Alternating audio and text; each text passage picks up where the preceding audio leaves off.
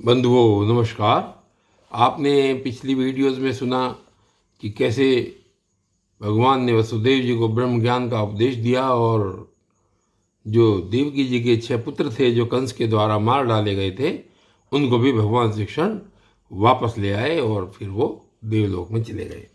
और आगे की वीडियो यहाँ पर आज सुनते हैं। सुभद्रा हरण और भगवान का जो मिथिलापुरी में राजा जनक और श्रुत देव ब्राह्मण थे उनके साथ वो एक ही साथ गए, एक ही घर में गए। कैसे एक साथ ही कैसे गए दोनों जगह पर, आइए सुनते हैं।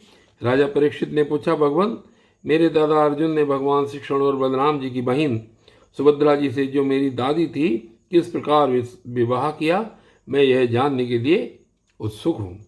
श्री सुखदेव जी ने कहा, परीक्षित एक बार अत्यंत शक्तिशाली अर्जुन तीर्थ यात्रा के लिए पृथ्वी पर विचरण करते हुए प्रभास क्षेत्र में पहुँचे। वहाँ उन्होंने यह सुना कि बलराम जी मेरे मामा की पुत्री सुभद्रा का विवाह दुर्योधन के साथ करना चाहते हैं और वसुदेव श्री कृष्ण आदि उनसे इस विषय में सहमत नहीं है। अब अर्जुन के मन में सुभद्रा को पाने की लालसा जगाई। वे दंडी वैष्णव का वेश धारण करके द्वारका पहुँचे। अर्जुन सुभद्रा को प्राप्त करने के लिए वहाँ वर्षा काल में 4 महीने तक रहे। वहाँ पूर्ववासियों और बलराम जी ने उनका खूब सम्मान किया। उन्हें यह पता न चला कि ये अर्जुन है। एक दिन बलराम जी ने आतिथ्य के लिए उन्हें निमंत्रित किया और उनको वे अपने घर ले आए। त्रिदंडी वेशधारी अर्जुन को बलराम जी ने अत्यंत श्रद्धा के साथ भोजन सामग्री निवेदित की और उन्होंने बड़े प्रेम से भोजन किया। अर्जुन ने भोजन के समय वहाँ विवाह योग्य परम सुंदरी सुभद्रा को देखा। उसका सौंदर्य बड़े बड़े वीरों का मन हरने वाला था। अर्जुन के नेत्र प्रेम से प्रफुल्लित हो गए। उनका मन उसे पाने की आशंका से क्षुब्ध हो गया और उन्होंने उसे पत्नी बनाने का दृढ़ निश्चय कर लिया। परीक्षित, तुम्हारे दादा अर्जुन भी बड़े ही सुंदर थे। उनके शरीर की गठन भावभंगी स्त्रियों का हृदय स्पर्श कर लेती थी। उन्हें देखकर सुभद्रा ने भी मन में उन्हीं को पति बनाने का निश्चय किया। वह तनिक मुस्कुराकर लजीली चितवन से उनकी ओर देखने लगी। उसने अपना हृदय उन्हें समर्पित कर दिया। अब अर्जुन केवल उसी का चिंतन करने लगे और अब इस बात का अवसर ढूंढने लगे कि इसे कब हर ले जाऊं।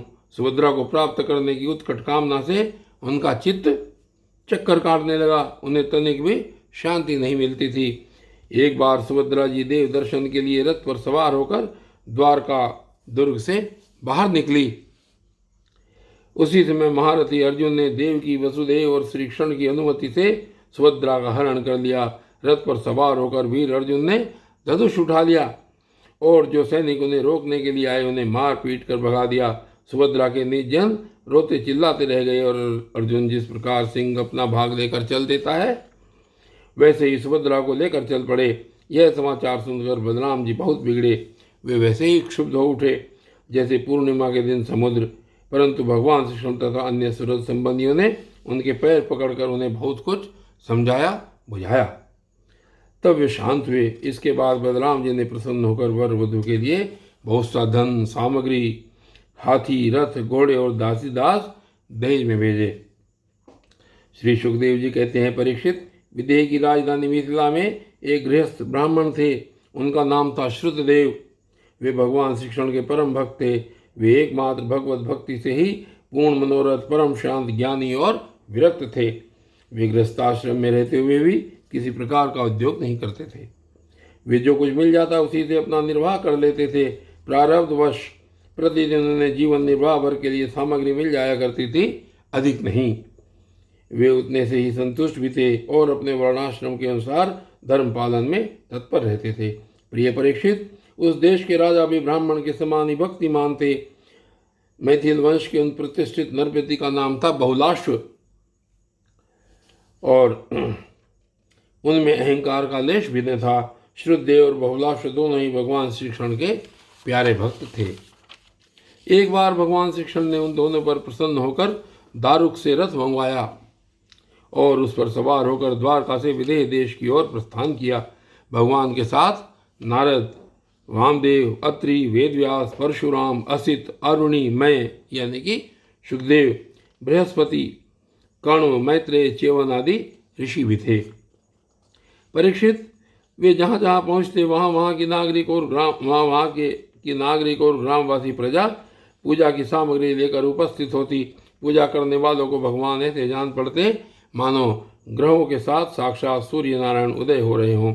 परीक्षित, उस यात्रा में आनर्त, धन्व, कुरुजांगल, कंक, मत्स्य, पांचाल, कुंती, मधु, केकय, कौशल, अर्ण आदि अनेक देशों के नर नारियों ने अपने नेत्र रूपी दोनों से भगवान श्री कृष्ण के उन्मुक्त हास्य और प्रेम भरी चितवन से युक्त मुखारविंद के मकरंद रस का पान किया। त्रिलोक गुरु भगवान श्री कृष्ण के दर्शन से उन लोगों की अज्ञान दृष्टि नष्ट हो गई।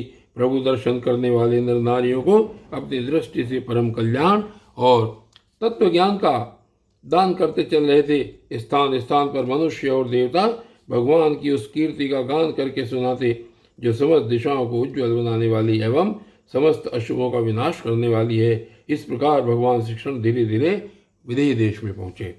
परीक्षित, भगवान श्री कृष्ण के शुभागमन का समाचार सुनकर नागरिक और ग्रामवासियों के आनंद की सीमा न रही। वे अपने हाथों में पूजा की विविध सामग्रियां लेकर उनकी अगवानी करने आए। भगवान श्री कृष्ण का दर्शन करके उनके हृदय और मुखकमल प्रेम और आनंद से खिल उठे। उन्होंने भगवान को तथा उन मुनियों को जिनका नाम केवल सुन रखा था देखा न था हाथ जोड़ मस्तक झुकाकर प्रणाम किया। मिथिला नरेश बहुलाश और श्रुतदेव ने यह समझकर कि जगत गुरु भगवान श्री कृष्ण हम लोगों पर अनुग्रह करने के लिए ही पधारे हैं, उनके चरणों पर गिरकर प्रणाम किया। बहुलाश और श्रुतदेव दोनों ने ही एक साथ हाथ जोड़कर मुनि मंडली के सहित भगवान श्री कृष्ण को आतिथ्य ग्रहण करने के लिए निमंत्रित किया। भगवान श्री कृष्ण दोनों की प्रार्थना स्वीकार करके दोनों को ही प्रसन्न करने के लिए एक ही समय पृथक पृथक रूप से दोनों के घर पधारे और यह बात एक दूसरे को मालूम न हुई कि भगवान श्री कृष्ण मेरे घर के अतिरिक्त और कहीं भी जा रहे हैं। विदेहराज बहुलाश बड़े मनस्वी थे। उन्होंने यह देखकर कि दुष्ट दुराचारी पुरुष जिनका नाम भी नहीं सुन सकते वे ही भगवान श्री कृष्ण और ऋषि मुनि मेरे घर पधारे हैं, सुंदर सुंदर आसन मंगवाए और भगवान श्री कृष्ण तथा ऋषि मुनि आराम से उन पर बैठ गए। उस समय बहुलाश की विचित्र दशा थी। प्रेम भक्ति के उद्रेक से उनका हृदय भर आया था, नेत्रों में आंसू उमड़ रहे थे। उन्होंने अपने पूज्यतम अतिथियों के चरणों में नमस्कार करके पांव पखारे और अपने कुटुंब के साथ उनके चरणों का लोक पावन जल सिर पर धारण किया और फिर भगवान एवं भगवत स्वरूप ऋषियों को गंध, माला, वस्त्र, अलंकार, धूप, दीप, अर्घ्य, गौ, बैल आदि समर्पित करके उनकी पूजा की। जब सब लोग भोजन करके तृप्त हो गए तब राजा बहुलाश भगवान श्री कृष्ण के चरणों को अपनी गोद में लेकर बैठ गए और बड़े आनंद से धीरे धीरे उन्हें सहलाते हुए बड़ी मधुर वाणी से भगवान की स्तुति करने लगे। राजा बहुलाश ने कहा, प्रभु, आप समस्त प्राणियों के आत्मा, साक्षी एवं स्वयं प्रकाश हैं। हम सदा सर्वदा आपके चरण कमलों का स्मरण करते रहते हैं। इसी से आपने हम लोगों को दर्शन देकर कृतार्थ किया है। भगवान, आपके वचन हैं कि मेरा अनन्य प्रेमी भक्त मुझे अपने स्वरूप बलराम जी, अर्धांगिनी लक्ष्मी और पुत्र ब्रह्मा से भी बढ़कर प्रिय है। अपने उन वचनों को सत्य करने के लिए ही आपने हम लोगों को दर्शन दिया है। भला ऐसा कौन पुरुष है जो आपकी इस परम दयालुता और प्रेम परवशता को जानकर भी आपके चरण कमलों का परित्याग कर सके। प्रभु, जिन्होंने जगत की समस्त वस्तुओं का एवं शरीर आदि का भी मन से परित्याग कर दिया है, उन परम शांत मुनियों को आप अपने तक को भी दे डालते हैं। आपने यदुवंश में अवतार लेकर जन्म मृत्यु के चक्कर में पड़े हुए मनुष्यों को उससे मुक्त करने के लिए ही जगत में ऐसे विशुद्ध यश का विस्तार किया है जो त्रिलोकी के पाप ताप को शांत करने वाला है। प्रभु, आप अचिंत्य अनंत ऐश्वर्य और माधुर्य की निधि हैं। सबके चित्त को अपनी ओर आकर्षित करने के लिए आप सच्चिदानंद स्वरूप पर ब्रह्म हैं। आपका ज्ञान अनंत है। परम शांति का विस्तार करने के लिए आप ही नारायण जी के रूप में तपस्या कर रहे हैं। मैं आपको नमस्कार करता हूँ। एक रस अनंत, आप कुछ दिनों तक मुनि मंडली के साथ हमारे यहाँ निवास कीजिए और अपने चरणों की धूल से इस निमिवंश को पवित्र कीजिए। परीक्षित, सबके जीवनदाता भगवान श्री कृष्ण राजा बहुलाश की यह प्रार्थना स्वीकार करके मिथिलावासी नर नारियों का कल्याण करते हुए कुछ दिनों तक वहीं रहे। प्रिय परीक्षित, जैसे राजा बहुलाश्व भगवान श्री कृष्ण और मुनि मंडलों के पधारने पर आनंद मग्न हो गए थे, वैसे ही श्रुतदेव ब्राह्मण भी भगवान श्री कृष्ण और मुनियों को अपने घर आया देखकर आनंद विह्वल हो गए। वे उन्हें नमस्कार करके अपने वस्त्र उछाल उछाल कर नाचने लगे। श्रुतदेव ने चटाई, पीढ़े और कुशासन बिछाकर उन पर भगवान श्री कृष्ण और मुनियों को बैठाया, स्वागत भाषण आदि के द्वारा उनका अभिनंदन किया तथा अपनी पत्नी के साथ बड़े आनंद से सबके पांव पखारे। परीक्षित, महान सौभाग्यशाली श्रुतदेव ने भगवान और ऋषियों के चरणों तक से अपने घर और कुटुंबियों को सींच दिया। इस समय उनके सारे मनोरथ पूर्ण हो गए थे। वे हर्षातिरेक से मत वाले हो रहे थे। तदनंतर उन्होंने फल, गंध, खस से सुवासित निर्मल एवं मधुर जल, सुगंधित मिट्टी, तुलसी, कुश, कमल आदि अनायास प्राप्त पूजा सामग्री और सत्वगुण बढ़ाने वाले अन्न से सबकी आराधना की। उस समय श्रुतदेव जी मन ही मन तर्क न करने लगे कि मैं तो घर गृहस्थी के अंधेरे कुएं में गिरा हुआ हूँ, अभागा हूँ। मुझे भगवान श्री कृष्ण और उसके निवास स्थान ऋषि मुनियों का, जिनके चरणों की धूल ही समस्त तीर्थों को तीर्थ बनाने वाली है, समागम कैसे प्राप्त हो गया। जब सब लोग आतिथ्य स्वीकार करके आराम से बैठ गए, तब श्रुतदेव अपने स्त्री, पुत्र तथा अन्य संबंधियों के साथ उनकी सेवा में उपस्थित हुए। वे भगवान श्री कृष्ण के चरण कमलों का स्पर्श करते हुए कहने लगे।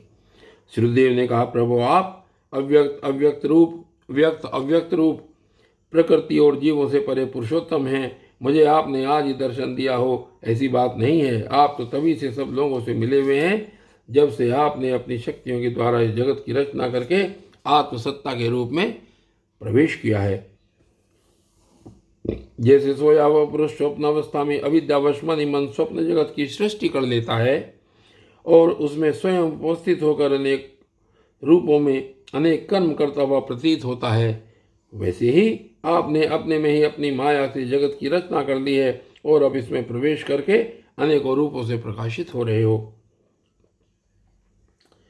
आप अनेकों रूपों से प्रकाशित हो रहे हैं। जो लोग सर्वदा आपकी लीला कथा का श्रवण, कीर्तन तथा आपकी प्रतिमाओं का अर्चन वंदन करते हैं और आपस में आपकी ही चर्चा करते हैं, उनका हृदय शुद्ध हो जाता है और आप उसमें प्रकाशित हो जाते हो। जिन लोगों का चित्त लौकिक, वैदिक आदि कर्मों की वासना से बहिर्मुख हो रहा है, उनके हृदय में रहने पर भी आप उनसे बहुत दूर हैं। किंतु जिन लोगों ने आपके गुणगान से अपने अंतःकरण को सद्गुण संपन्न बना लिया है, उनके लिए चित्त वृत्तियों से अग्राह्य होने पर भी आप अत्यंत निकट हैं। प्रभु, जो लोग आत्म तत्व को जानने वाले हैं, उनके आत्मा के रूप में ही आप स्थित हैं और जो शरीर आदि को ही अपना आत्मा मान बैठते हैं, उनके लिए आप अतात्मा को प्राप्त होने वाली मृत्यु के रूप में हैं। आप मैं तत्व आदि कार्य, द्रव्य और प्रकृति रूप कारण के नियामक हैं, शासक हैं। आपकी माया आपकी अपनी दृष्टि पर पर्दा नहीं डाल सकती, किंतु उसने दूसरों की दृष्टि को ढक रखा है। आपको मैं नमस्कार करता हूँ, स्वयं प्रकाश प्रभु। हम आपके सेवक हैं, हमें आज्ञा दीजिए कि हम आपकी क्या सेवा करें। नेत्रों के द्वारा आपका दर्शन होने तक ही जीवों के क्लेश रहते हैं। आपके दर्शन में ही समस्त क्लेशों की परिसमाप्ति है। श्री सुखदेव जी कहते हैं, परीक्षित, शरणागत भयहारी भगवान श्री कृष्ण ने श्रुतदेव की प्रार्थना सुनकर अपने हाथ से उनका हाथ पकड़ लिया और मुस्कुराते हुए कहा। भगवान श्री कृष्ण ने कहा, प्रिय श्रुतदेव, ये बड़े बड़े ऋषि मुनि तुम पर अनुग्रह करने के लिए ही यहाँ पधारे हैं। ये अपने चरण कमलों की धूल से लोगों और लोगों को पवित्र करते हुए मेरे साथ विचरण कर रहे हैं। देवता, पुण्य क्षेत्र और तीर्थ आदि तो दर्शन, स्पर्श, अर्चन आदि के द्वारा धीरे धीरे बहुत दिनों में पवित्र करते हैं, परंतु संत पुरुष अपनी दृष्टि से ही सबको पवित्र कर देते हैं। यही नहीं, देवता आदि में जो पवित्र करने की शक्ति है, वह भी उन्हीं संतों की दृष्टि से ही प्राप्त होती है। श्रुतदेव, जगत में ब्राह्मण जन्म से ही सब प्राणियों में श्रेष्ठ हैं, प्राणियों से श्रेष्ठ है। यदि वह तपस्या, विद्या, संतोष और मेरी उपासना, मेरी भक्ति से युक्त हो, तब तो कहना ही क्या है। मुझे अपना यह चतुर्भुज रूप भी ब्राह्मणों की अपेक्षा अधिक प्रिय नहीं है, क्योंकि ब्राह्मण सर्ववेदमय है और मैं सर्वदेवमय हूँ। दुर्बुद्धि मनुष्य इस बात को न जानकर केवल मूर्ति आदि में ही पूज्य बुद्धि रखते हैं और गुणों में दोष निकालकर मेरे स्वरूप जगत गुरु ब्राह्मण का, जो कि उनकी आत्मा ही है, तिरस्कार करते हैं। ब्राह्मण मेरा साक्षात्कार करके अपने चित्त में यह निश्चय कर लेता है कि यह चराचर जगत, इसके संबंध को की सारी भावनाएं और इसके कारण प्रकृति में तत्व आदि सब के सब आत्मस्वरूप भगवान के ही रूप हैं। इसलिए श्रुदेव, तुम इन ब्रह्म ऋषियों को मेरा ही स्वरूप समझकर पूरी श्रद्धा से इनकी पूजा करो। यदि तुम ऐसा करोगे तब तो तुमने साक्षात अनायास ही मेरा पूजन कर लिया, नहीं तो बड़ी बड़ी बहुमूल्य सामग्रियों से भी मेरी पूजा नहीं हो सकती।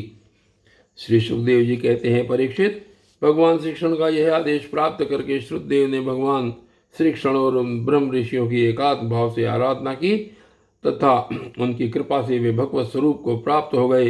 राजा बहुलाश्व ने भी वही गति प्राप्त की। प्रिय परीक्षित, जैसे भक्त भगवान की भक्ति करते हैं वैसे ही भगवान भी भक्तों की भक्ति करते हैं। वे अपने दोनों भक्तों को प्रसन्न करने के लिए कुछ दिनों तक मिथिलापुरी में रहे और उन्हें साधु पुरुषों के मार्ग का उपदेश करके वे द्वारका लौट आए।